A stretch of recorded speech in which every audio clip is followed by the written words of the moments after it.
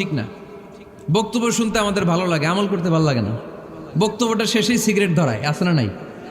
মাহফিল শেষেই বিড়ি ধরায়, কয় চমৎকার ওয়াজ করছে হুজুরে। ওয়াজটা সেরকম হয়েছে, অনেক কণ্ঠ সুন্দর হুজুরের। এতদিন ইউটিউবে দেখছি, আজকে সরাসরি দেখাইছি, আছে না নাই? তো কি লাভ হয়েছে? লাভটা হয়েছে কি? এই যে মাহফিল শেষে বিড়িটা ধরাইলেন আর গেলেন, কোনো লাভ হয় নাই। এগুলো থেকে বেরিয়ে আসতে হবে। বছরের পর বছর আমাদেরকে শেখানো হয়েছে একভাবে, কেউ এই পরিবর্তনের আওয়াজ তোলে নাই।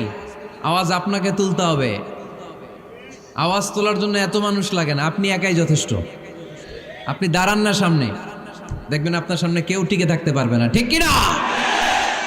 কিন্তু আপনার শক্ত সিদ্ধান্ত লাগবে, পরিবর্তনের জন্য শক্ত মানসিকতা লাগবে যে আমি পরিবর্তন করতে চাই। We have to change.